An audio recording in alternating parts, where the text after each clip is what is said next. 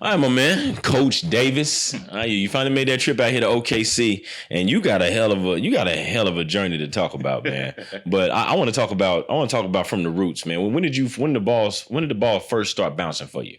When you first started playing basketball, whether it was in the sandlot or organized? Man, I could say my dad probably put a basketball in my hand when I was 2, maybe probably 2, 3. I got old videos of me playing back in the day.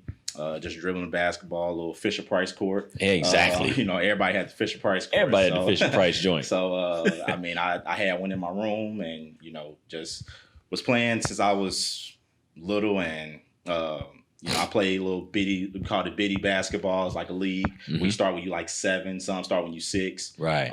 Kind of started with that with my elementary coaches. My elementary basketball coach was actually my bitty coach as well too. Yeah. So just learned a lot of my fundamentals from there.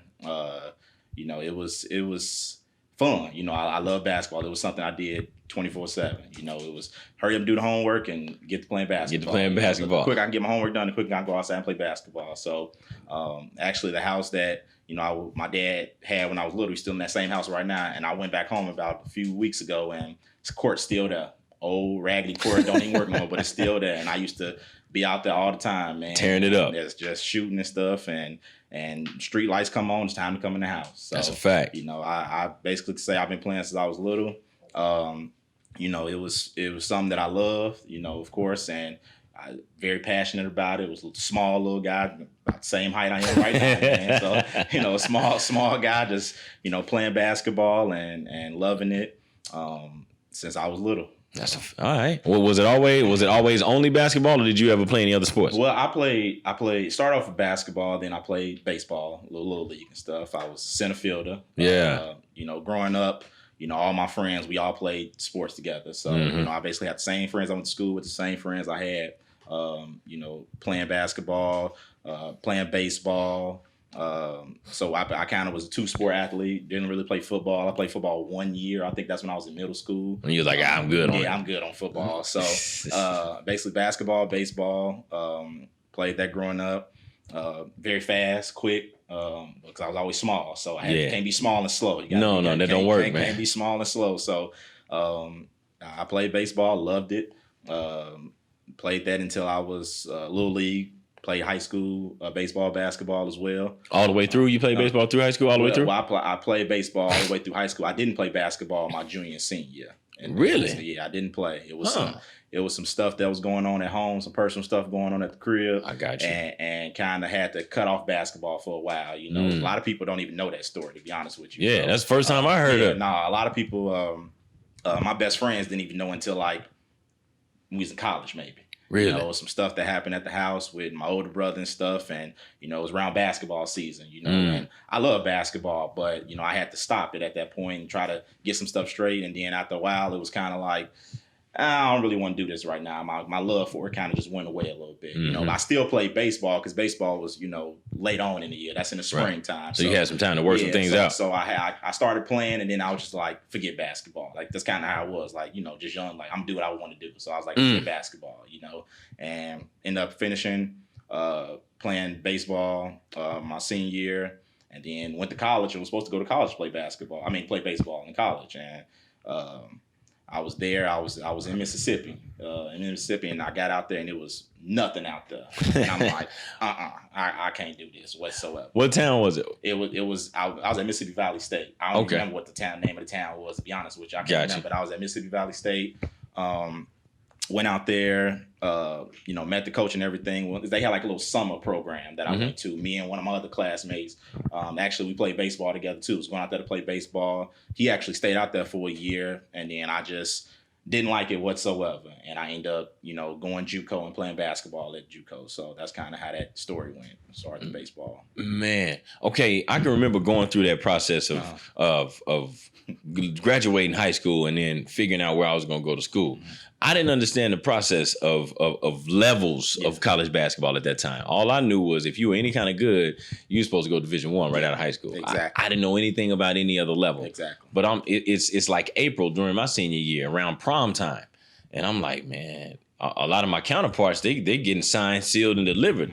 and I'm free agent still. I'm like, all right. That's when I learned that it's not just D1 or bust. I went junior college. But so I said all that to ask you this. Did you have anybody helping you navigate through this process, or you figure you just going on your own, learning as you go? Well, my AU coach who we talked about off the air, she kind of helped me a little bit with that process. As far as the basketball, when I was in Mississippi for the baseball program, we ended up, her and my dad ended up driving down to come pick me up, and it was two of my other old basketball teammates from AAU. We went to the school in Arkansas, tried out. Coach wanted me, but of course, grades wasn't right. Right. So this was I believe June, I think, something like that. June, July. I can't remember when it was, and grades wasn't right, so I had to go JUCO, and then it was like July 26th or something like that. I got a phone call from one of the JUCO Coach Rick. He called me and offered me a full scholarship. And it was like, it's July 26th. You ain't got to say nothing else. What else I got to do? He just said, you got to get down here. I said, that ain't no problem. fax me the paperwork. I ended up signing JUCO.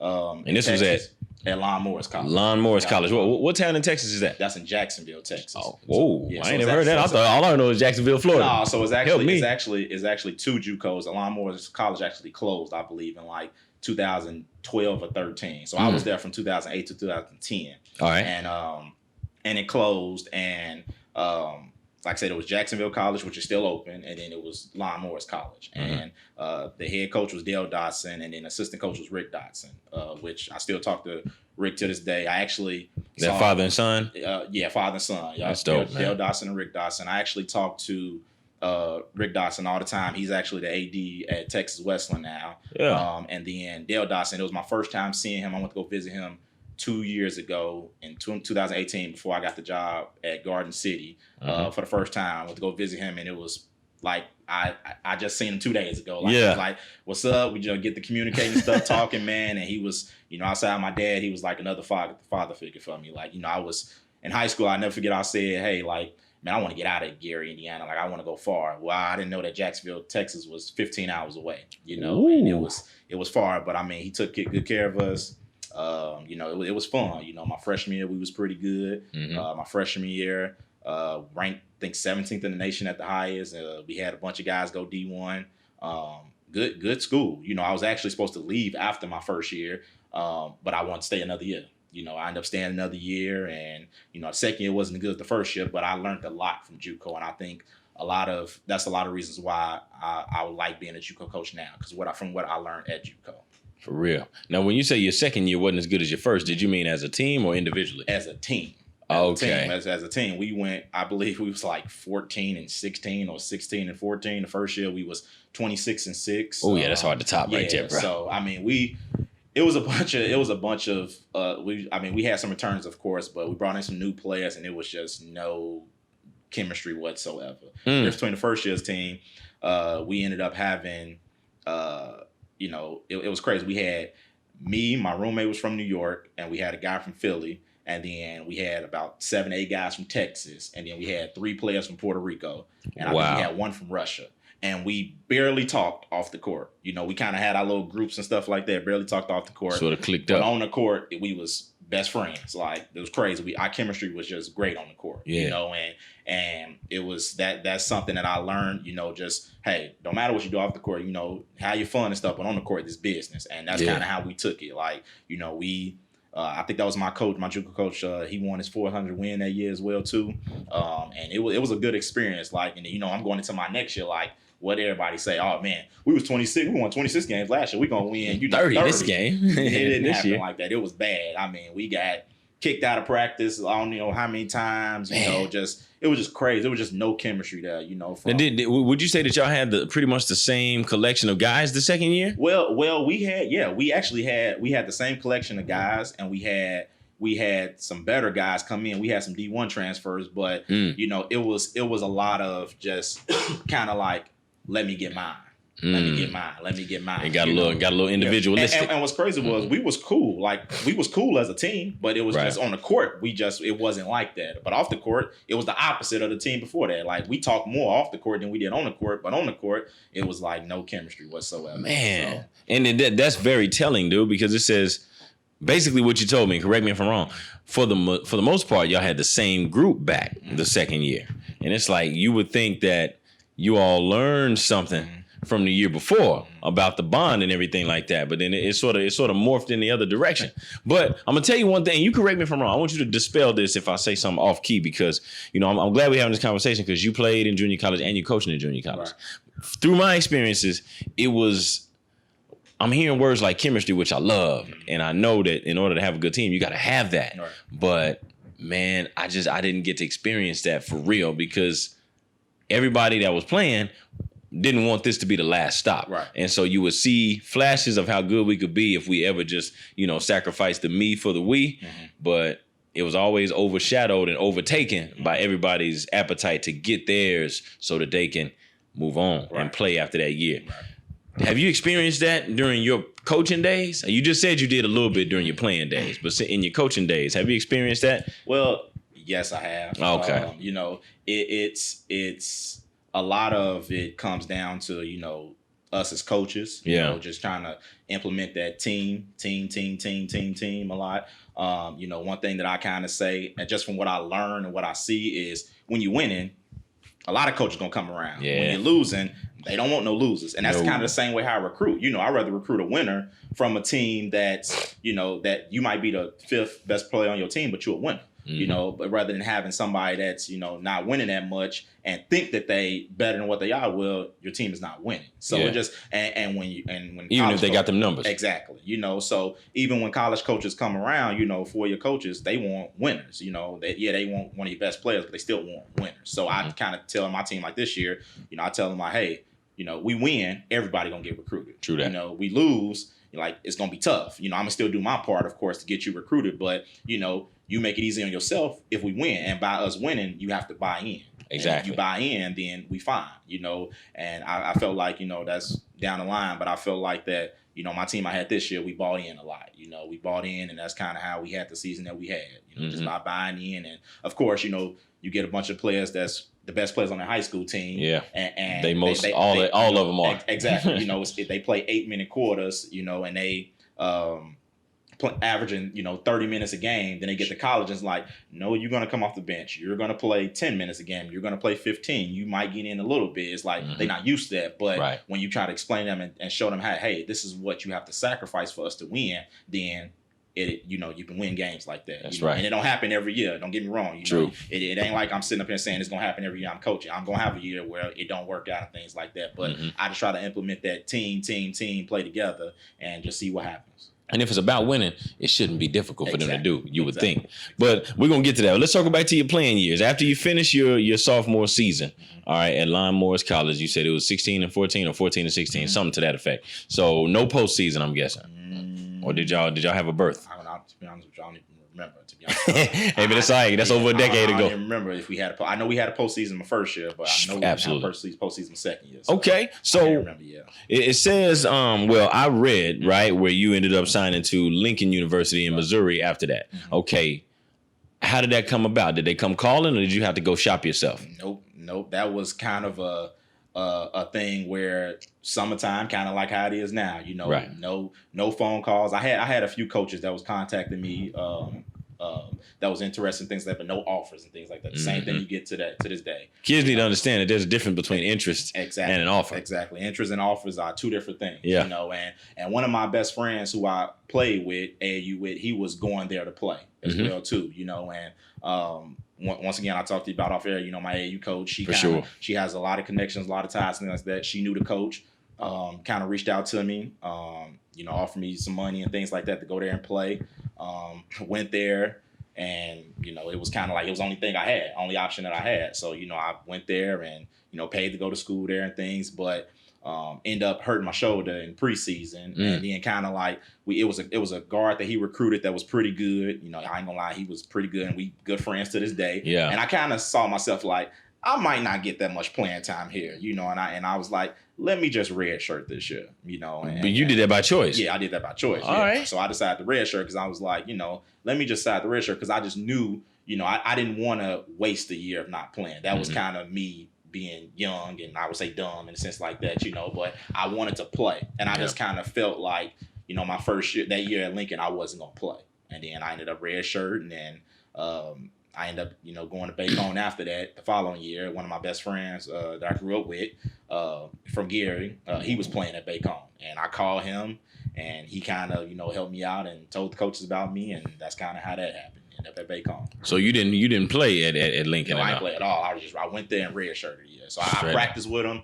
So I just practiced. I was basically a practice player. That's all I did. Okay, when you chose to redshirt, two things. What did your coach accept that right off the bat, or did he resist it? Well, it was kind of crazy because I still remember the day I did it. I went in his office and I was like, Coach, I think I need to redshirt, and he was kind of like shocked that I said it. And then once the assistant coach found out, he kind of came up to me and he was like, "You run a red shirt?" I'm like, "Yeah." And it was kind of like everything just kind of flipped after that. Like they really wanted me to play. And I'm like, well, y'all wasn't acting like this before. And it's just like, I was kind of confused a little bit, but I'm like, I already got my mind made up. And I was chilling in the locker room, and some of my teammates walked in there and they was like, "Al, you ain't getting practice?" I'm like, "I ain't playing." And another guy was in there already, and he kind of knew everything was going on. And they thought I was joking. I'm like, "No, I'm not. I'm done." So I wasn't even going to practice no more. I was like completely done. And then the assistant coach asked me, could we practice? Could I practice with him? And I was like, fine. And I was in practice, and I just had one mission. And I was going to go after the point guard. Go after the point guard. Go after the point guard. Trying to kill him. And every time, whatever, just lock him up defensively and stuff. And, he was really good. I mean, he was a JUCO transfer, really good. They had some other guards that was good, including my guy that I played AAU with as well, too, old teammate. So I just came in, and then Coach asked me second semester to play. And I was like, I'm not about to waste, a semester to play already. And I'm like, if it was no 2 months ago, it's hell no now. Yeah, exactly. And I was like, nah, I'm good, and I just was like, this is what I want to do. I'm just going to take this year off and try to go somewhere else next year. That's kind of what I did. Okay. When you decided that you were going to redshirt, was the plan initially that I'm gonna get right and try to buy some time so I can be good here, or did you know I'm redshirting to move on somewhere else? I knew I was redshirting and moving on. Like I didn't know where I was going. I knew because it was early. It was still preseason. So it's just crazy because as coaches we tell our kids this and that. And it's because I've been through that stuff before. So it's I try to help kids today don't do what I did in a sense like that. You know, but I think that was probably one of the best decisions that I made. Redshirting and with the connections and the people that I know now, not just with sports, but in life, I think that was the best decision that I made because my life would be completely different if I didn't redshirt, if I still was there. I probably wouldn't be sitting right here talking to you right now if I wouldn't redshirted. So I just learned so much. I matured a lot from that situation. I was kind of, trying to be on my own, but still needing help. Growing up, I kind of was I didn't really ask for help. I didn't tell a lot of people what was going on with me. I kind of just kept everything to myself. Proud. And it was just nah, I can handle this myself, and kind of, once I realized well, it's okay asking for help. It's okay, doing this. That's kind of when I made some decisions, and, whatever decisions I made, I came by everything happens for a reason. Yeah. That's when I started believing that, hey, everything you do happens for a reason. So, whatever happens is supposed to happen. Yep, exactly. Yeah, man. Joe, to be honest, I don't know how you look at it, but hearing that spill, to me, you had more knowledge about the process than maybe what you knew you had. Yeah. And certainly more than what I had. I can remember during my junior college days, it was rumored that I might be redshirted, but I didn't understand the business enough to know what redshirting meant. Right. I could only see the downside of it. I couldn't see the positive. Right. And so I would run around telling my teammates stuff like, yo, if I redshirt, I'm out of here. Yeah. Just looking at it as disrespect. Yeah. And in hindsight, that was the dumbest thing that I could have thought. Yeah. Now, it ended up working out to where, I didn't have to because some of the top talents that had a lot invested in them, just couldn't handle business either discipline-wise or academically. So they were gone. Right. And next man up, I happened to be one of the next guys up. Right. But I'm like, man, I'm glad they didn't redshirt me because my ignorance at that time, I would have bounced. Right. You see what I mean? Now, that makes me ask you this. When you redshirted, did you have a plan on what you were going to do to keep your body in shape, to keep your timing on point? Because now you're just going to chill. Now, so I guess it's a blessing. All I did was go to class and go to the calf. That's it. Until they asked you to practice. Start back practice. That's the best thing could happen. They didn't ask me to really start back practice until second semester. Oh, damn. Kind of I believe that's when they started asking me to practice again second semester. Because it was some players that that was off the team because of some stuff that happened, whatever. Yeah. I think some grades and stuff, whatever. But for sure. They asked me to come back and practice, and I did. And then they asked me to play. But when I stopped playing, it was no nothing. It was literally the cafeteria, class, back to my dorm. That's it. And I still hung out with my teammates because we still kind of stayed around each other. I stayed in the dorms, and some other teammates stayed in apartments. So, for sure. I was just to myself, or I was with them. I didn't really talk to a lot of people like that. I just kind of stayed to myself. And, that's unfortunate because I missed them guys. I wish I could have played with them because they was.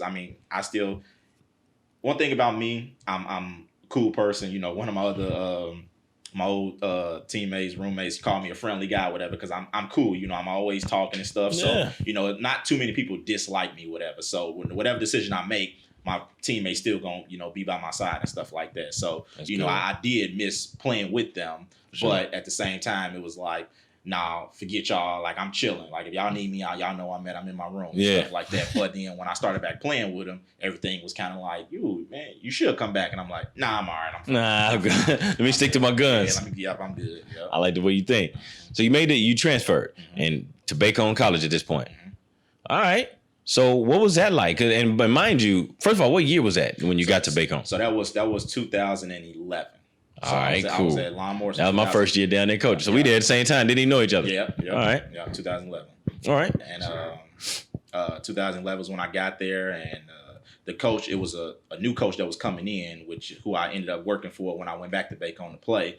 He got the job there, and he called me, and once again, my old teammate, my friend that I grew up with, he told the head coach, and then that's when the assistant got the job, and he called me and offered me a scholarship, and that's how I ended up going out there to Bacone. Didn't know nothing about it, didn't visit it. I just was out. So you didn't even care. He's like, it's on the table. Yeah, I'm gone. Didn't care. It was gone. So I every school I've been to, as far as JUCO, I didn't visit that school. Went to Lincoln, I didn't visit that, and Bacone didn't visit. I didn't visit no schools I went to. I just was like, I'm going. I'm there. I looked at it on the website, and I'm going. So that's kind of how it was. Did you have any fear at all of just like? Because you taking some hellified leaps of faith right here, dog. You're just swinging in the dark like, yo, I'm going. Whatever happens, happens. Like, and I know my mind frame back then, I'd have been so scared of like not having an idea what I'm walking into. It seems like you didn't have any of that. No, one thing that helped was my freshman year, I went to, my first thing I went to was I went to Mississippi Valley State. Right. We graduated on a Thursday. I left on a Sunday, to go to Mississippi Valley State. And I can't remember, 10, 11 hours away. I was in the middle of nowhere. So I was just so used to being in the middle of nowhere. Then going to Lon Morris, I was used to being in the middle of nowhere. So I didn't have any fear of like, man, I'm going far. I was just like, I don't care. That's kind of how it was. As long as I got internet, a TV, a gym, I'm fine. I don't need nothing else. That's kind of how it was. So, a lot of people did say that, like, man, you going here, and there. I'm like, yeah, I'm fine. Like, I never thought about, it never felt like I was far, even though when you make that trip, you going 15 hours away, but it never felt like I was far because I felt like this was my new home. That's kind of how it was. So, and trust me, it was nothing to do out there at Bacone. It's more stuff in Muskogee, Oklahoma now than it was back in 2011, 10, 11, 12. Mm-hmm. So, that type of stuff never bothered me at all. What was your, not to get too personal, and you stop me if I go too far, but what was your support system like when you're going through all of these transitions, man? My support system is great. One thing, my dad, do what makes you happy. My mom, same way, and I got best friends that I grew up with, played basketball with. They always we support each other. Right. So I always had a support system, and that helps a lot as well too. It's never, they'll tell me if something is wrong, but when it comes to doing something that I want to do, that's the right thing. If I'm doing something wrong, they'll let me know. Sure. But I always had a good support system, no matter what I do. And the older I got, the more I kind of like was anybody negative, just throw them out of my life. That's kind of how it was. So like I listened to people that was was there for me, was positive, people that supported me and, supported what I wanted to do. So, I never felt, like things wasn't going to be right. And another thing that helped was the schools I went to after, my junior college. I knew somebody that was there already. Very helpful. So my one school, and when I was at Lincoln, I knew somebody that was there. When I went to Bacone, I knew somebody that was there as well too. So that helped a lot too as well. I already knew somebody that was like, it wasn't like I was going there and didn't know anybody. Yeah. So that's kind of a lot of stuff that, that helped me throughout the path. Tell me about those last 2 playing years at Bacone, man. What were those like for you? Boy, that first year was so I didn't even play my first semester because, which would have been your junior year. Right. Because of transfer rules, and then I didn't have enough credit hours, so I had to sit out my first semester, and then I played second semester. You didn't see any of that coming, though, did you? Well, I didn't know at first, whatever, and then I didn't know I had to sit out. I thought I could, because I didn't know the rules and stuff like that. I thought I could play, and then coach was like, well, you got to take past this many hours in order to play. Right. I'm like, okay, so I did that, and I got eligible. My first game was in January, and a true story, like, I think I played the whole 40 minutes, and I was tired as ever. Like, man, my junior year, I played 30-something minutes because we only had 7-8 people. That was pretty decent, whatever. So I played a lot of minutes, but we was terrible. Like, right. I don't know if we was terrible because of me, but we was 3-26 that year. Oh, I know about it, boy. Like, we was bad, man. It was of the joy. And we wasn't like getting blew out though. We were just losing, But you lose 26 games, it's like that make you think, man, something. Like, should I even be playing basketball? Word. Like, I'm glad you said. I'm gonna stop you right there, dog. I don't know what's worse, if you get blown out the gym or if you right there. Man. Because you would think that when you right there so many times, eventually you gonna get over that hump. Yeah. But it don't sound like y'all got over that hump. We didn't get over the hump at all. Like it was bad. Like it was me. Yeah. It was me. About 2 other players that was good. We had people that played hard, but compared to what everybody else had in the conference and teams we playing against, it wasn't no different. We shouldn't have been on the floor. I did what I did. My other teammates did what they did, but we wasn't deep enough at all. I remember looking at my coach like, can I get a sub? He looking at me like, who I'm gonna put in? Who I'm gonna put in for you? So it was bad. My first year there, it was bad. Like I said, we wasn't getting blew out like that. It was just we was losing, and we was competing. So that's why I didn't bother that much. Again, after the season, I'm sitting there looking at the stats. I'm like, we really went 3-26. It's the first time I ever been on a team that was 3-26. Yeah, and it was bad. And the next year we got some better players coming in. Recruited some better players, because I told my coach, I said, go get some players, go get somebody, because this is terrible, and we got some better players. And I don't remember what our record was the following year. We wasn't like that great, but we was better. We were a better team, and that second year, my senior year, was much better. We competed a lot. We had a lot of drama going on that year as well too with that team. We had players from all over the country, and we just didn't click at all. Like, not even a little bit.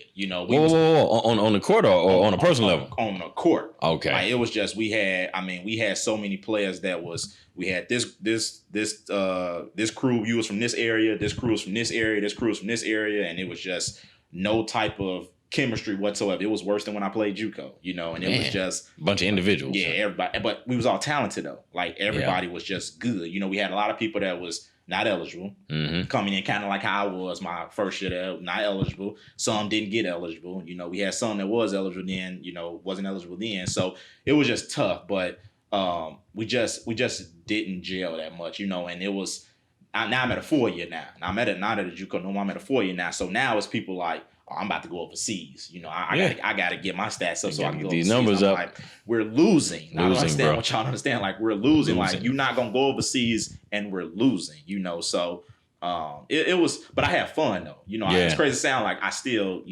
I love playing my team. It's just, we just didn't click. Like, I wasn't the one that was clicking. It was other players that wasn't clicking and stuff like that. So it was just a long year, man. It was one of the seasons like, hey, like, let this basketball career be over with and figure out what's next.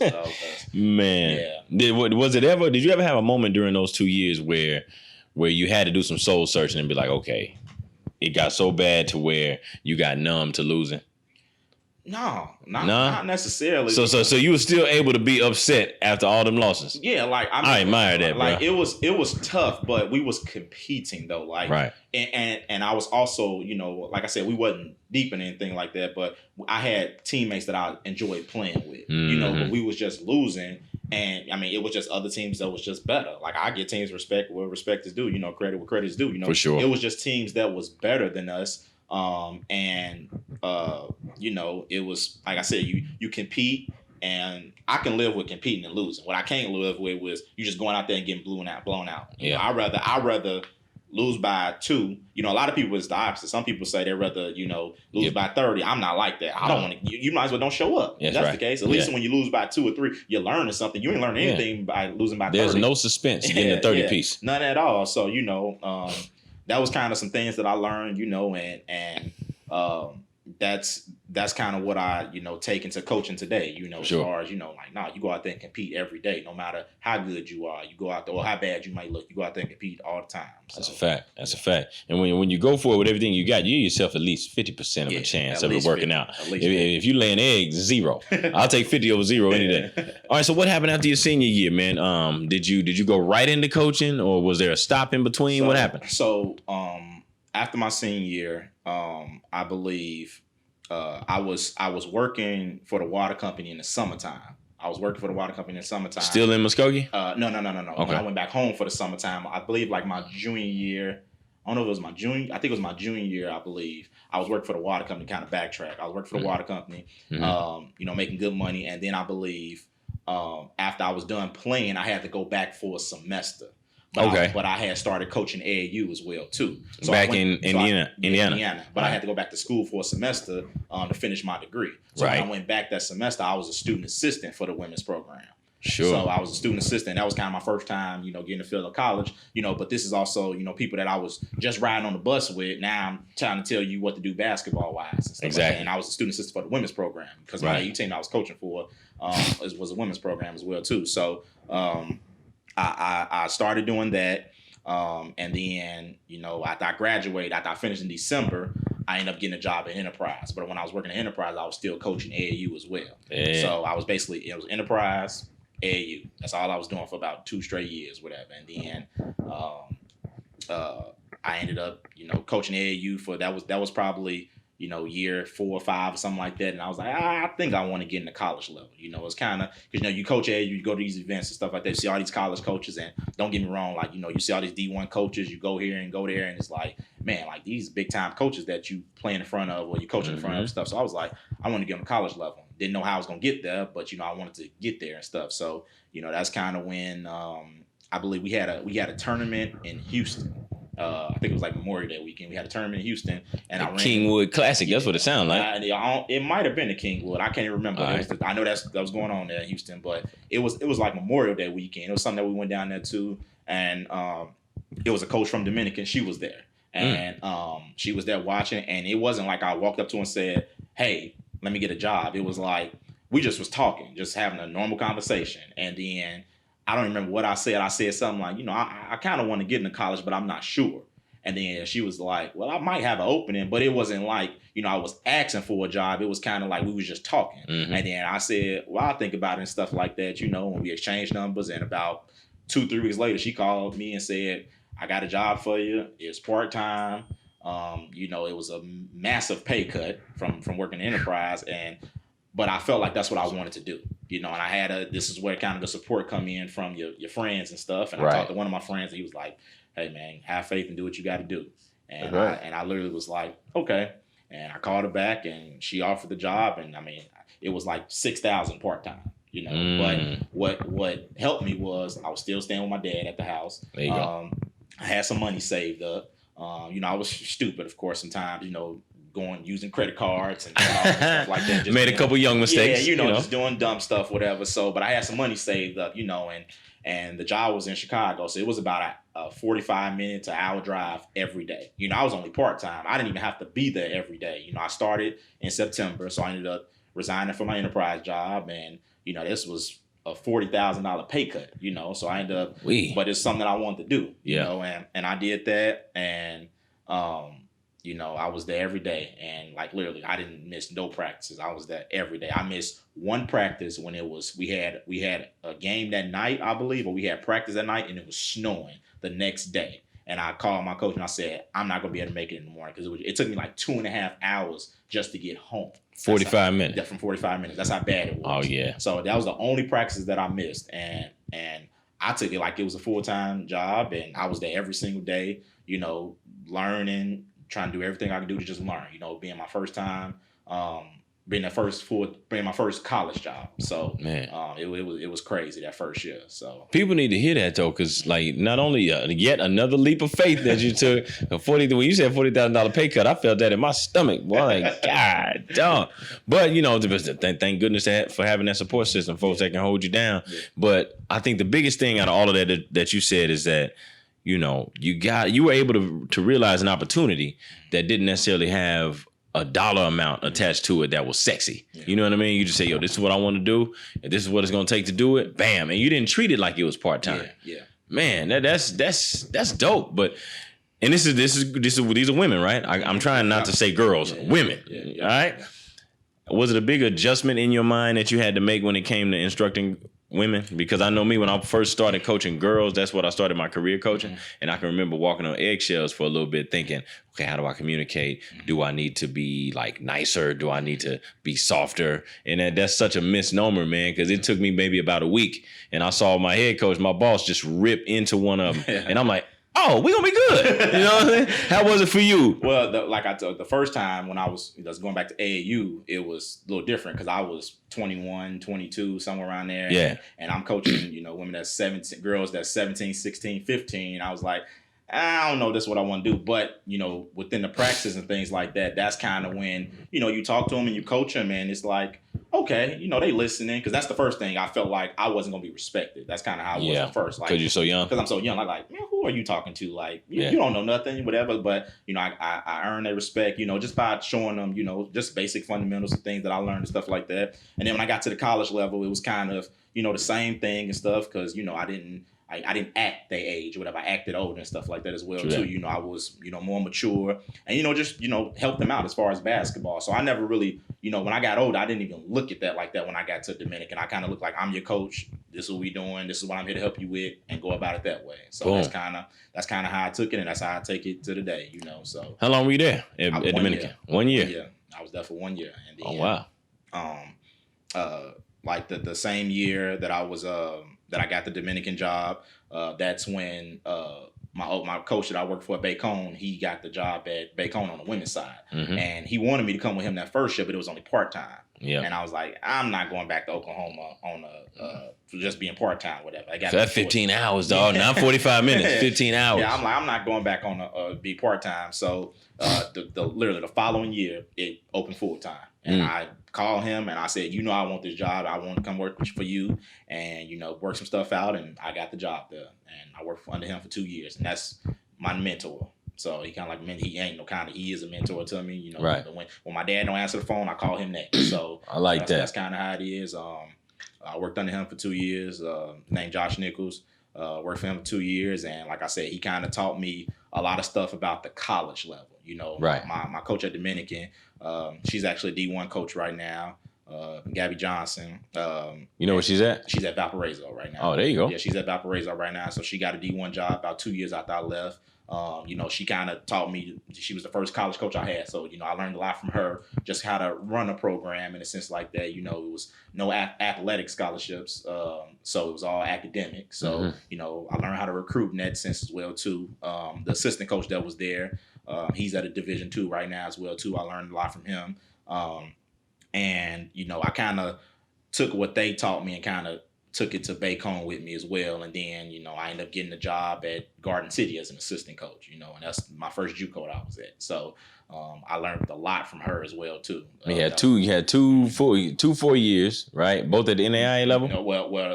The first job was D3. D3. No scholarship. That was 1 year. And then I was at NAIA, and then I went JUCO. Then you went JUCO. Now, whenever you went to Bacone, were there still some girls there that you knew from your stint? Yeah, so when I went back to Bacone as a coach, is what you're saying? Yeah, exactly. When you went back as a coach. I went back as a coach, every girl that was there when they was my senior year was freshman. So not my senior year playing that year that I went back. I got you. For that semester. To that last semester. Coming in as freshmen. So when I got back to Bacone, they was all seniors. When I went back to be a student assistant, they was all seniors. But once again, it was kind of like, I was already ready. Like I had coaching under my belt already. So I didn't even look at them like, oh, you was a student here and stuff like that. It was kind of like, no, like I'm Coach Al and this is what we doing and go about it that way. We get into the business. Yeah, that's how it was. 2 years there, right? Mm-hmm. How'd the Garden City opportunity come about? That Coach Shai, she ended up calling me it was like January, February. One of her assistants left, and she called me and we talked. I knew of her because I recruited a girl from her team the previous year. Right. So she was at a different JUCO. She wasn't at Garden City at the time when I recruited one of her players. But when she was at Garden City, that following year I had one of her players on my team, and we just kind of built a relationship, coaching relationship and things like that. We kind of built a relationship, and she had a position open, and it wasn't, more necessarily more money, but I felt like it would help me as far as my resume and grow a lot. It was something different. I knew the NAI level was not something I wanted to be at, my whole coaching career, but I knew if I wanted to get somewhere where I wanted to go, I need to kind of do something else. Right. It was JUCO D1 and the Jayhawk conference, a good conference, and arguably the best JUCO conference in the state. I mean, not in the state, but in the country. In the country, yeah. She had just came off of 20 wins, so she had a good season her first year there. So, it was kind of like, at first I didn't know. At first I was like, I got to see and stuff, and she offered it to me, and about a couple of weeks later I ended up accepting it.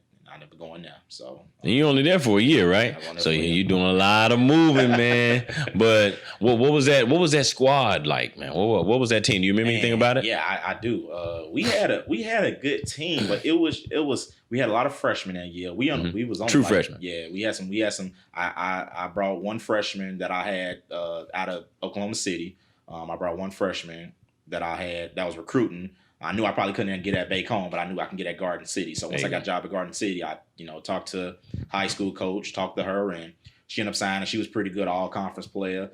We actually had the leading scorer in the conference. She was already there before I got there. She was the leading scorer in the conference. She averaged like 18 points a game. But we just didn't – we played hard, but we didn't have a lot of scores. Like we didn't have a lot of people that can put the ball in the basket. That's what it comes down to. Yeah, we play hard. Coach Shai, she's all about defense. Like we played tough, defensively, but we could not put the ball in the basket whatsoever. So I think that was something that hurt us. A little leadership here and there, not from coaches, but from the players. Really didn't have a lot of leadership. Our best player, she was good, but she wasn't a strong leader like that. Vocally, you mean? Yeah, vocally, kind of like vocally stuff. So good girl, sure. Nice girl, but we just didn't have a lot of leaders. That's kind of what hurt us that year, right? And I felt like we could have beat anybody, but just we play hard, and then the ball just wouldn't fall. That's kind of how it was. So that year was that year at Garden City taught me a lot. Just not on the court, how to build relationships with players, get better relationships, because JUCO D1, you got better kids, you got kids that's trying to go Division I for a year, you got kids that, that's real hungry, that's trying to get somewhere, they're just not there just to be there, So that year at Garden City, it was a good year. Record wise, we wasn't that great, but as far as learning how JUCO go from a coaching standpoint, not a player standpoint, it helped me a lot, to get me to where I'm at now.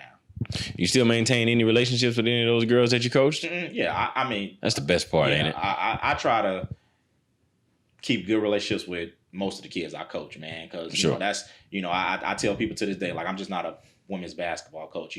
To some, I'm a father figure. A lot of kids I coach don't have father figures. Some, I'm a big brother. Some, I'm a little brother, because 90% of the girls I recruit taller than me. So there you go. So they taller than me. So I'm a little brother to some, I'm a big brother to some. Right. And I love coaching. Women's basketball.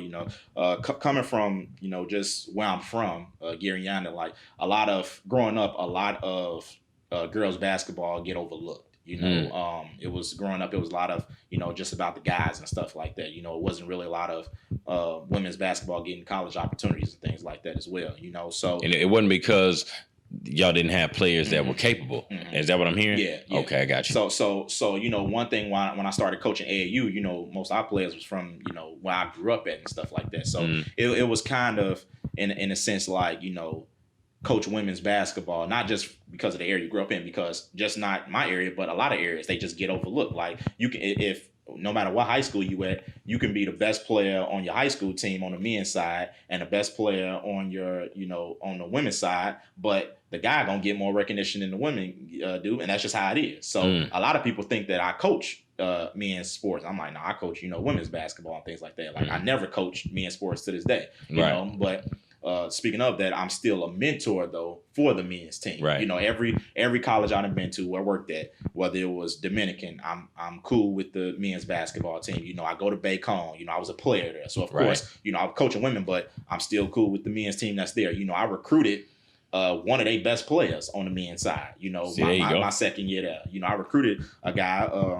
Was on the men's side. When I get to Garden City, they got football, and these dudes come hanging out in my office, all the time and stuff like that. When I'm at Garden City, when I was, on the men's basketball team, same way at Garden City, same thing at Eastern. Like, so I try to still be a mentor to men as well too, because a lot of them coming up, same thing, don't have, father figure, things like that. Like I was blessed to have, a father and mother growing up, still to this day, so I just try to, anything I know I learned, I try to give it to the youth. That's kind of what I do, So the game is the game too, is whether it's the women or the men, the boys or the girls, basketball is basketball. And I learned that too. And it sounds like you figured that out pretty early, man. All right. So now, after that first year, you go to Eastern next, correct? Which is where you are now. You're the head honcho. How did that come about? How soon was it? Was it early in the spring where you had time to make the transition and actually hit the ground running and start recruiting? Nah, it was. I got hired there April 15th, but that story was. I'll never forget. I was in my apartment. I was just doing nothing, whatever, just chilling, watching TV. Regular day. And the job was posted already about a couple of days, and excuse me, I had went there already, and I went there, but I'd been on their campus before, recruiting when I was at Bacone. Right. And I was like, oh, this is going back to Oklahoma, and I had a lot of ties and connections in Oklahoma, so literally I was like, forget it. Called my dad, sent him my resume, had him look over my resume. I had already done it up; it was already updated, and I had got a call from somebody about the position, and I ended up applying. And this was like on a Sunday. And I ended up getting a call from the athletic director like on a Thursday. And the following week. Yeah, I applied that Sunday, and 4 days later I got a call from him on that Wednesday or Thursday. Right. And I knew the coach that was the previous coach there and everything as well too. So we still, communicate to this day. And I got a phone call from the AD. We talked. And the next day he called me and asked me to come down for an interview. So I went down on an interview on that Monday, about 3 days later. So I drove from Garden City to McAllister. I stayed in a hotel in McAllister. How long was that trip? It's about a 7.5 hour drive. Boy, you be burning up that. You be burning that road up, dog. So it was about a 7.5 hour drive, and I stayed in the hotel. I talked to some people, some of my old coaches, mentors, and things like that. I ain't gonna lie, I was nervous because it was my first time actually sitting down in front of an interview, in front of an interview committee. But I wasn't nervous, like, as far as like, oh man, I'm shaking. Like, it wasn't fear. It wasn't fear. It was just like I was like that as a player. When the player, like, I'm always nervous before the game starts. As soon as it's jump ball, it goes away. Right. So you know what you're doing. Yeah, that night I talked to people and stuff, and I don't even think I went to sleep until like 3 o'clock or 4 o'clock, something like that. My interview was like at 10. I woke up. Didn't eat breakfast because I never really eat breakfast or whatever. And I got dressed. I took a shower again, got dressed, went to the school, waited. And when I was waiting, there was a guy that was working in the front desk, and we were just having a normal conversation, like just a normal conversation. Then AD came down, shook his hand, and soon as I got in the room, like all the nerves just went away. Like they just went away, and it was just like, do what you do.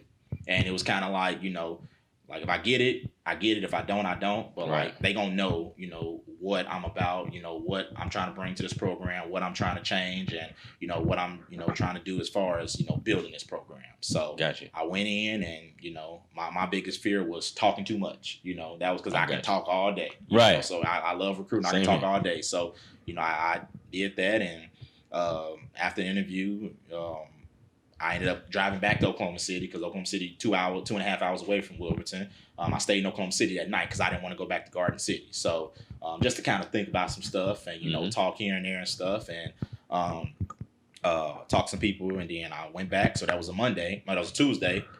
Didn't hear nothing back at all until the following Wednesday. So that Tuesday, I'm in the office with the assistant coach at Garden City, and we just talking, just talking basketball, talking whatever. And I said, I got a feeling I'm gonna get a call tomorrow. Well, that tomorrow, which was that Wednesday, we was leaving and going to Denver to go to the Final Four.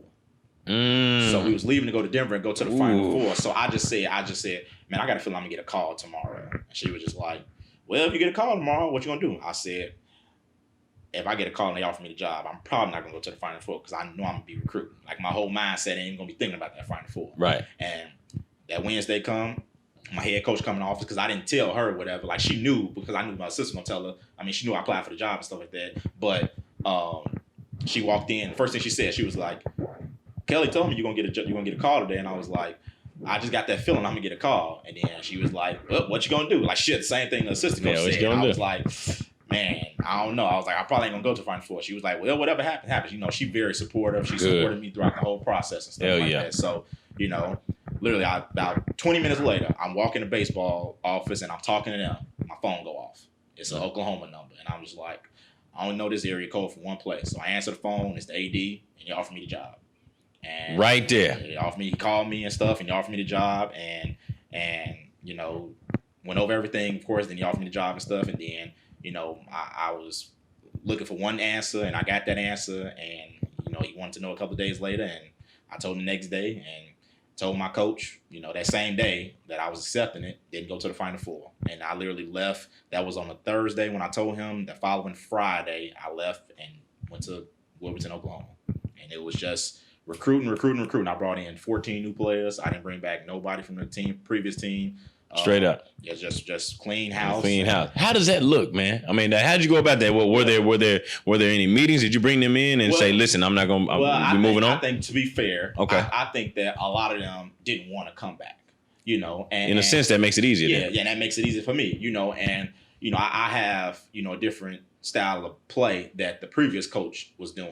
So I already had watched film on him before I even got offered the job, just in case. I had already watched film and everything. So you familiarize yourself with the program. So I kind of knew, I was like, if I get the job, I know that this person might not be able to play just because that's how it goes. Like if you can't play my system, then you can't. It's no point in you being here, whatever. So right. So I got there and I talked to a few of the girls, whatever and stuff, and they all kind of was like they wasn't coming back and stuff, and I was fine with that. I think it was one that wanted to come back. But then once I started signing people, she was kind of like, yeah, I'm going to go somewhere else, So it was no, bad blood, anything like that between me and the players. Like I spoke to some of them. I said, hey, if you need help with anything, I'm willing to help. I didn't come in like, oh, bye, get y'all stuff and get out of here. Like I came in, was respectful, and brought in my team.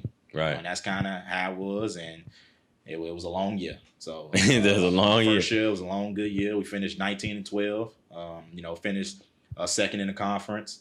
I had 2 all-region players. We played as a team. That's kind of one thing that I love.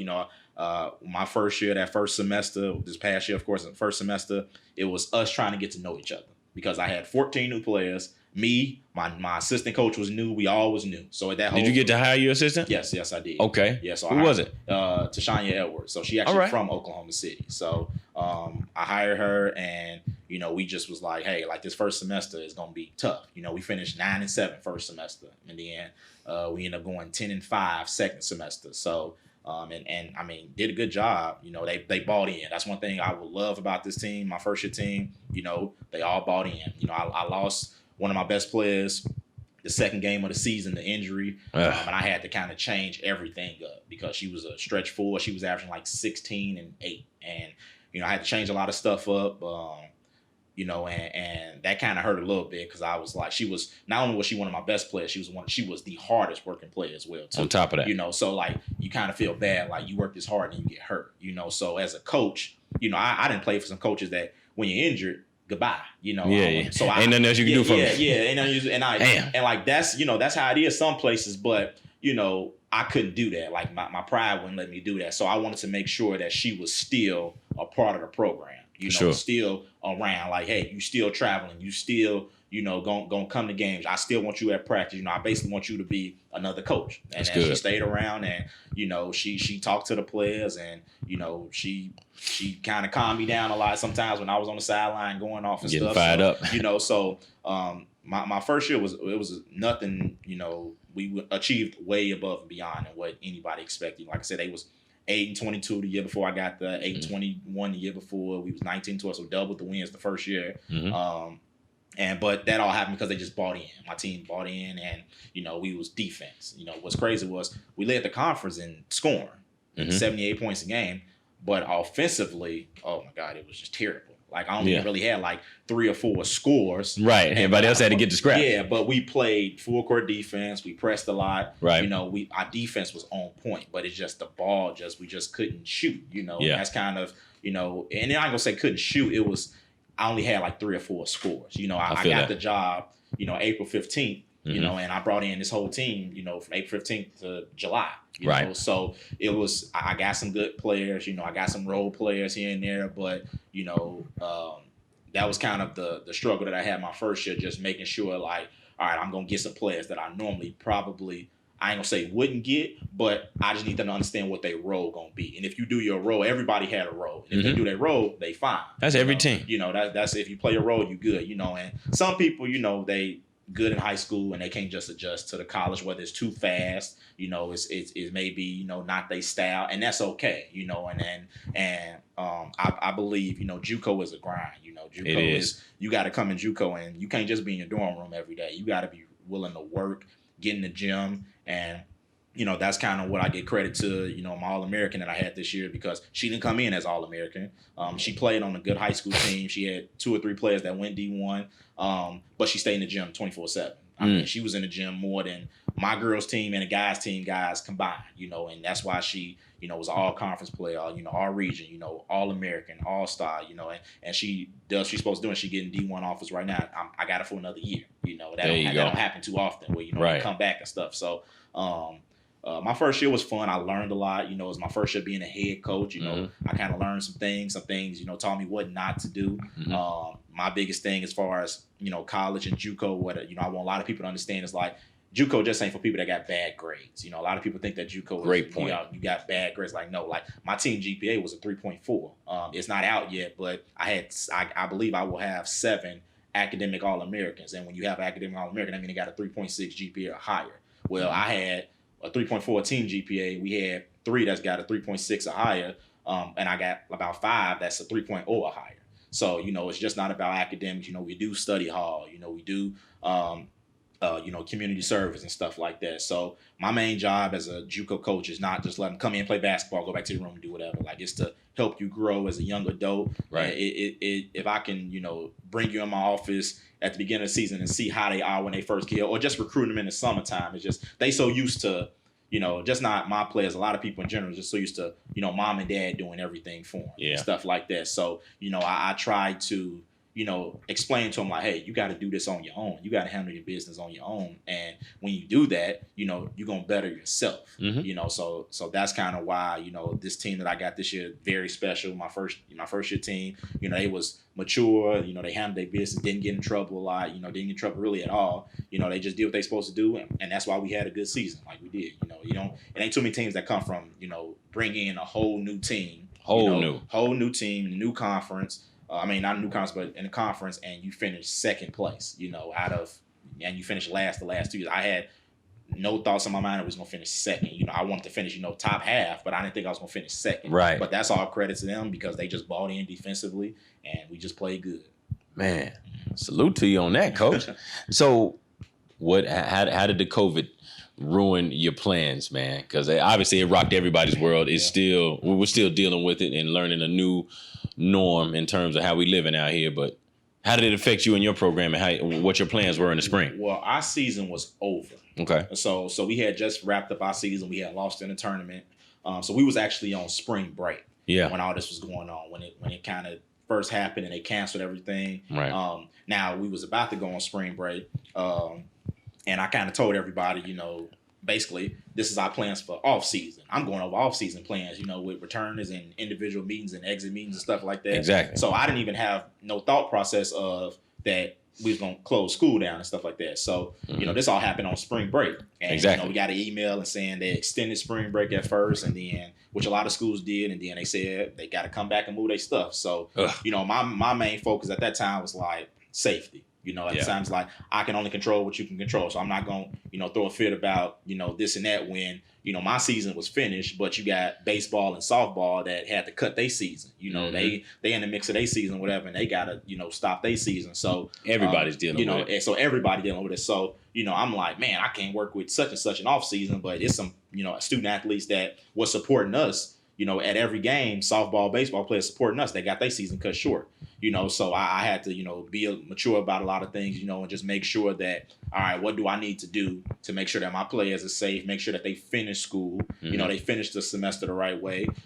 So they all came back, got their stuff out. You know, I told every last one of them, like, hey, like, school is important. So make sure that you don't go home and don't do nothing. Yeah. You know, the first thing someone was saying was, I'm about to go get a job. I'm like, no, you need to go get a book that you got classes in and finish your work. Exactly. You know, so crank up that laptop, iPad, and let's do it. So, you know, that's what happened with my team this year. We made sure that me and my assistant made sure that every player was still on top of their stuff. I checked in with them, you know, weekly, making sure that they was doing their stuff, just sending them the same. I'm sure they was probably looking at the group and it's like, we know Coach Al, we know, but I'm just doing my job and like, make sure you stay on top of your work. Like no excuses, you know, just because you at home don't mean it's vacation because it's not vacation, you know? So it kind of, like I said, our season was over with. So it didn't really hurt as much as it hurt other people, you know, as far as recruiting and stuff like that, you know, I signed some players that from Oklahoma that was going to be in state, you know, that couldn't play.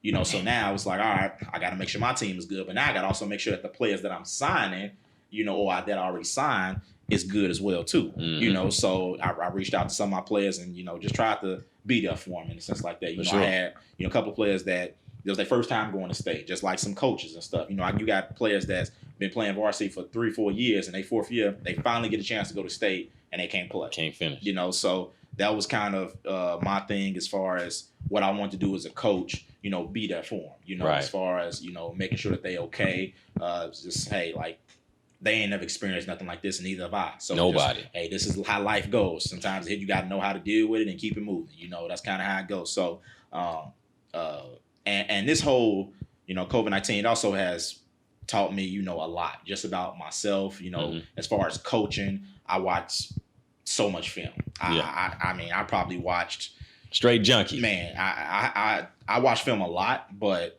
I mean, one time I texted my assistant coach at like 2:00 in the morning and was like, what was such and such doing on this play? And like sent her the clip and like she sent back then like, Coach, I was asleep. Like I know you were asleep, but I just had to send it to you. Yeah. So, you know, it's just, I had to get this out. I had to send it to you. So, you know, I learned so much, and also, you know, it was so many documentaries that was on, you know, Michael Jordan documentary, the Eddie Sutton documentary just came on the other day. Just and that kind of showed me how to, you know, what I need to do as far as the years coming, building relationships with my players and stuff like that. Like, you know, I'm not gonna lie, this year, my first year, I was so basketball. I wasn't in the fact of like trying to get to know my players a little bit better. On a personal level. On a personal level. Like, I knew about them, but it was just like, nope, basketball, study hall, you know, breakfast check, all this stuff. Like, that's it. Like, you know, I didn't get a chance to really get to know my players until after, once COVID-19 happened. And I felt I'm just texting my players, checking on, you know, calling, make sure they good, you know,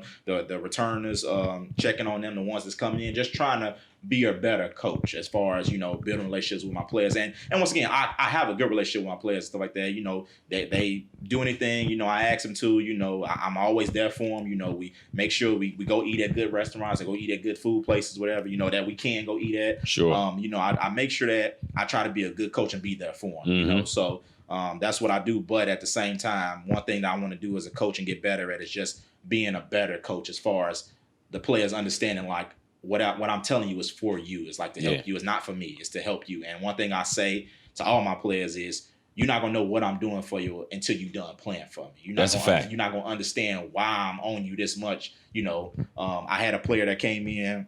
There was a transfer, and only about 5'6", 5'7". She ended up being an all-conference player, all-region player. And when she first got on my team and we was practicing, she, like I said, she only 5'6", 5'7". She either shooting threes from deep or she trying to get all the way to the right. All the way to the right. Nothing in between. I'm like, you're too small. You have to understand how to pull up and shoot a jump shot. Yep. You know, so that was kind of something that that I helped her with, as long as my assistant coach as well. Once she learned that, it was kind of like she averaged more points. Yep. You know, and I bet it was more efficient too. Yeah, more efficient. I mean, what's crazy is she was actually from Wilmington, Oklahoma. She went to a 4-year school. So, true story. She came off the bench at the beginning of the year because I needed a scorer to come off the bench. Exactly. And I never forget. I had the meeting with her. I said, "You're not about to like what I'm about to tell you." And she thought I was about to say something else. I was like, "I need you to come off the bench." Excuse me. And she was like, "Why?" And I was like, "Well, I need you to score. I need a scorer come off the bench. And I feel like if you start, I don't have no scoring coming off the bench." That depletes you a little bit. And with the fact that one of my better players was hurt as well, too, I definitely need a scoring coming off the bench. Right. So she took the role, and I know she didn't like it at first. I mean, me and her was bumping heads a lot first semester, whatever. Yeah. And once I had some other injuries happen to some players and stuff, and some players was dismissed from the team, I brought him off again and said, "You got to start." And she was like, "I was just getting comfortable coming off the bench." Exactly. You know, and she got to be ready though. If I coach for another 40 years, I highly doubt I get a player that was as tough as her. I mean, she was just a tough kid. You know, always want to play hard. You know, she just wants to win. Yeah, you know, she give everything she got. She hated losing, and you know, I only got to coach for 1 year. You know, and I love players that love winning. You know, do it always in the gym, getting shots up, you know, handle her business in the classroom. And she ended up signing Division II after she left me, you know, and that's what I want. You know, I want players to do what they're supposed to do, get in, get out. That's what you got to do. So what do you think that is when it comes to starting rather than coming off the bench? Because it sounds like she still played a lot of minutes. Exactly. She just didn't get a name call. Exactly. That's exactly what you just said. I say that the only thing that the starting five does that's different from everybody else is you get your name called. That's it. That's the only difference is. Like, you know, and once again, when you come to JUCO, when you come from high school, most of the kids you get was the best players on their high school team or one of the top two. So they used to start and they used to playing a lot of minutes. Yeah. She was a transfer that came from another 4-year school. She already had college experience. And now I'm asking you to come and play for I'm asking you to come off the bench and this your hometown. Yeah. You know what I'm saying? And you at the junior college level. You at the junior college level. So it's like I'm asking you to come off the bench. This your hometown. You thinking that you about to come in and be hometown hero, which that's not the case. Whatever. It's just this is what's best for the team. That's right. And she don't understand. Well, she understands now, of course. Like we talk all the time, and she like, you know, she didn't like it at first, but when she got comfortable, it's like, all right, it's time for you to start. She was like, I was just getting comfortable. I like coming off the bench. You know, exactly. She understood her role. Yep. And I had a lot of players this year that understood their role. And when you got a team like that, when you have a team like that, it just helps everything. You know, you're gonna have mess ups here and there. You're gonna have bad practices and things like that. But one thing that my first year team did, we played together, but we also played hard. You know, defensively, I mean, we guarded defensively. Like it was to a point. You know, I never thought that I was going to be able to do this, but they called whatever defense that they wanted to call. And I'm talking about as far as, you know, man-to-man, whatever press we was in, they called it. I didn't call it. They called it. Whatever. So, you know, when you got a team like that, it makes coaching for you easier, you know. But that also comes from them trusting you and understanding what you're saying is going to work. You know, we won a lot of games just by, you know, pressing a little bit, falling off, and then bringing a press when you last expected, you know, and that they bought into that. You know, everybody just played their role. I had 3 players that averaged double figures. I had, you know, 2 of them that was in the 6-8 range, but you know, I only had a 7-man rotation, but the 7 just played hard. You know, solid, and when you get players that play hard, you know, it's different. And I pride myself on defense. Like, you know, every school I've been to, defense. You know, and that was one thing that I loved about this team.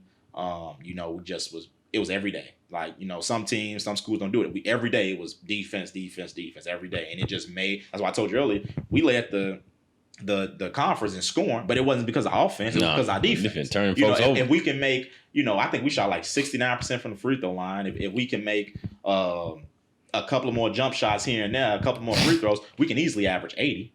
You know, so I just had players that just play hard, man. That's all that. When I'm recruiting, I'm looking for the exact same thing. Like, I will recruit a player that play hard any day, you know, and kind of, you know, play hard and the rest will follow. Right. There ain't no substitute for playing hard either. No, not at all. I got about 3 more things I want to throw at you, Coach. The first one, I need you to dispel a notion for me, because I can remember this, and I know I've been inserting my own experiences in this just to try to make it make sense. But I can remember when I went to junior college right out of high school, and I was seeing these talented individuals that were on my team, but they had so much baggage, whether it was personal life or disciplinary issues or academic issues. And I would ask myself, I was like, man, why does coach keep going and getting these types of characters? But then a couple of years later, I got to thinking, I said, okay, well, if a kid that's out there that has the total package, good character, well-behaved, good student, and a great talent, well, a lot of times those kids are going elsewhere. Yeah. And so I learned that a lot of times, and correct me if I'm wrong, a lot of times as a junior college program and as a junior college coach, you got to kind of take what you can get. So how do you shape your standards in terms of what you will accept baggage wise, or what you will turn away from every time? Well, it's crazy to sound. I will take a kid with baggage depending on their parents. So wow. So that's big. So if a kid got some, and when I say baggage, like, you know, I and coaching kids with some baggage, whatever. Right. But you know, if they parents are, most kids with baggage, they either like spoiled or they got a lot of stuff that, you know, some family personal issues that's going on. If I know I can take the kid and help that kid out and try to change that kid a lot, you know, and help them mature a little bit, then I don't mind doing that. You know, and when I say parents, like, you know, you got a lot of parents, you know, think that their kids are D1. You know, when I have children, I want my child to be D1 too. You know, right. But a lot of kids don't understand, like I didn't understand. I didn't understand JUCO. You know, like I said, when I said earlier, a lot of people think JUCO is just for bad grades. It's some JUCOs in this country that can beat some D2s. Oh, yeah. It's some JUCOs that probably can beat some D1s, depending on the type of day it is. Real programs. So, you know, so what I look for in my program, I just want good kids that's willing to play hard and understand, hey, this is what you have to do to get you where you got to go. Now, if you have 8, 9 kids that got baggage, then that's just bad. Yep. But if you got 1 or 2, but you got 12 of them that's good kids, then you can deal with that because the other players on your team will kind of understand. And also it's about having some type of leadership as well, too. And the thing about, you know, my team this year, everybody was new.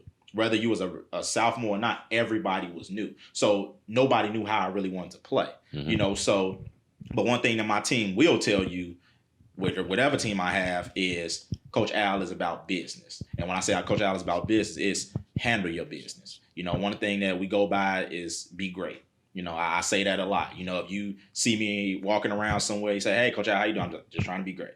You know, and that's something that I mean by in the classroom. Handle your business. Like if a college coach come calling me, the first thing that they're gonna ask for is your transcript. No matter how good you are, first thing they're gonna say is, how's your grades, coach? The same thing I say, you know, when I'm recruiting somebody, you know, how are your grades? Because if I gotta recruit you and, you know, and if I do recruit you and I don't know if you're gonna be eligible second semester, because everybody eligible first semester. Exactly. You come JUCO, everybody eligible first semester. Everybody, man. So it's like, all right, am I gonna hire you for 12, 14 games? Or am I gonna hire you for 30 games, you know, because I'm gonna hire you for 12 or 14 games. I don't want you. No. Whatever. I'd rather hire you for 30. Bad investment. You know, exactly. So, you know, you have some kids that, you know, that's not good in the classroom, and that's okay. That's what you got tutors for and things like that. And one thing that I have learned, you know, is making sure that there's knowing that some of the kids just don't know. They don't understand certain things. So, you know, as a coach, it's our job to help them understand as well, too. So that's one thing that I try to make sure that I'm aware of as far as recruiting players and things like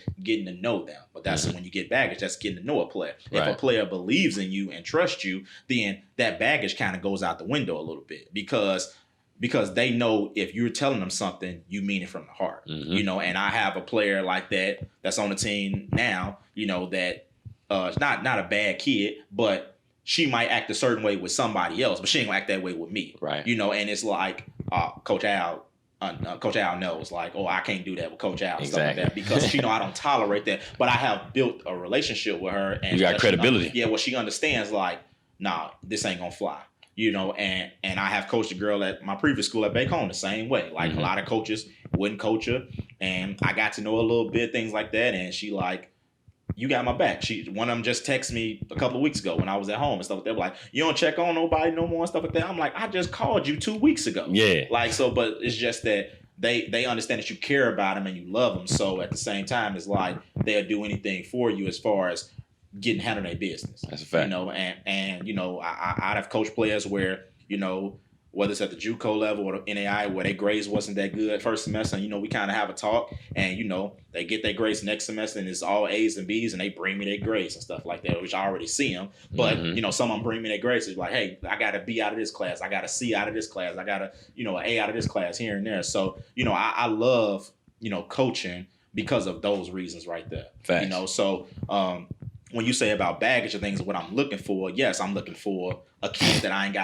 that can just handle their business on their own and just go to basketball. But that's not going to happen, especially at the JUCO level. Right. So you have to be willing to, if you want to coach at the JUCO level, you have to be willing to deal with certain things. Everything is not going to be great. You know, just not with, you know, the kids. You got JUCO. You just ain't a JUCO coach. You financial aid. You housing. Right. You getting them to and from the airport. You a lot of stuff. You're an academic advisor or something. Academic advisor. I mean, I spent, you know, most of April, you know, going over their classes and things like that, trying to make sure that they on track to graduate and things like that, because they not going to do it. They just enroll in classes and think this and that. Like, you know, I remember telling them, like it was yesterday, get your degree plan. You know, a lot of them don't even know what a degree plan is, of course. And it's like, it's going to tell you what class you need to graduate, you know. So it's JUCO is definitely different from 4-year schools and things like that. But I love it, though. I love coaching JUCO. You know, I love seeing, you know, them make, you know, like my All-American, you know, she worked her butt off, 3.7 GPA, and, you know, get rewarded, you know, get rewarded for what you do. You know, I got some players that, you know, was good student athletes, good in the classroom. You know, basketball didn't go as how they wanted to go, but since the break been over, they've been in the gym getting in shape. You know, I've coached, you know, girls that come in out of shape, and everybody hates running. And then what you realize, hey, Coach Al is telling you that I was in the best shape of my life when I played college basketball. There you go. And you know, I still work out now, not as much as I used to, but I still work out, you know, and it's like when you're in good shape, not only is that good for you, but it's healthy. You know, it's healthy. And a lot of them, you know, don't really understand. And it's like, oh man, I am in good shape. You know, now they want to work out all the time. And with me, you start to like what you see. Exactly. You know what I mean? You know, with me, you got to be in shape to play for me, because we going to play defense. You know, we can't play the way I want you to play if you're not in shape. And it's not to, you know, to scare you and things like that, because, you know, the first thing you go into college, how's preseason gonna be? You know, it's like, no, preseason is to get you ready for the season. Yeah. So why would I do something that's not gonna get you ready for the season? Yeah. You know, so it's gonna be rough. Don't get me wrong. It's definitely gonna be rough. It's gonna test you. It's gonna help you. And then when you got there getting steals and other team is tired, then you like, oh well, Coach Al was right about. I got that other gear. You know, that's how it is. So, you know, that's kind of the type of players I like, and, you know, how I go about my program. You said something earlier, man, and I really want to hear your answer on this, and I'm gonna shape it for you, because like, you're a man and you coaching women, and I've been told by some women coaches that they've seen girls and women respond differently to a man coaching. But you said something to me that I've never heard before, for real. You played for a woman, and that shouldn't be shocking to me. Right. I feel like we should see more of that. Right. What was that like, man? Well, did you ever have that moment where you're looking like, man, should I respect her? Should I respond to her? You know what I mean? How was that? So before this even happened, we was playing, me and some of my A teammates, but we was playing from a different team, not an AU program, but it was just like a group of us. We played in like this little tournament, and she was there. Right. And I never forget that. It was yesterday. She was sitting down watching us, and she kept looking at us. And I'm like, and I just turned around and I asked one of the team, I said, who is this lady that keep looking at us? Like, why does she keep staring over here? And then the guy that was coaching us, he was like, that's Toy Baylor. She trying to start an AU program, and she wants some of y'all to play. And my exact words was, man, I ain't playing for no woman. Yeah. That's exactly what I said. I ain't playing for no woman. That sounds about right. Yeah. So literally I was like, man, I ain't doing that. And then we end up having AU practice, and I talked to her, got to know her, and like a mother to me to this day, Straight up. and you know, played for her, and my dad was the assistant coach, and I think so. I started 6th grade, 7th. It was 6th grade, 7th grade, 8th grade, 9th grade, 10th, and 11th grade. So all my AAU middle school, all the way to high school, I played for, and you know, learned a lot. You know, especially as far as discipline, because you know, she wasn't just a coach; she was very disciplined as well too. You know, so you know, she coached guys. So you know, we used to go to tournaments, and you know, we used to play for her.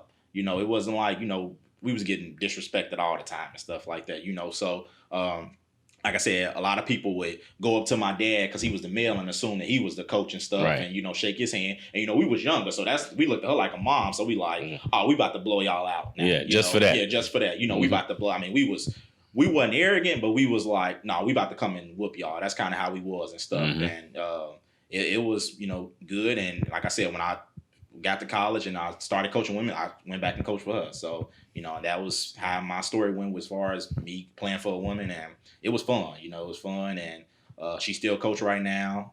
It's just something I wanted to change and do as far as, my career going to the college level and stuff. But I had a good time, coaching with her. Like I said, we still talk all the time and stuff. She's basically another mother to me as well. So mother figure and everything. And, she taught me a lot as far as, the business side of things, Sure. Basketball side, the discipline side, everything, So, a lot of people don't get to play for a woman coach and things like that, especially on the male side, especially not back in the day. Right. Now that you probably see some playing for women coaches now, but back when that was 2002, 2003, 2004. That was unheard of, huh?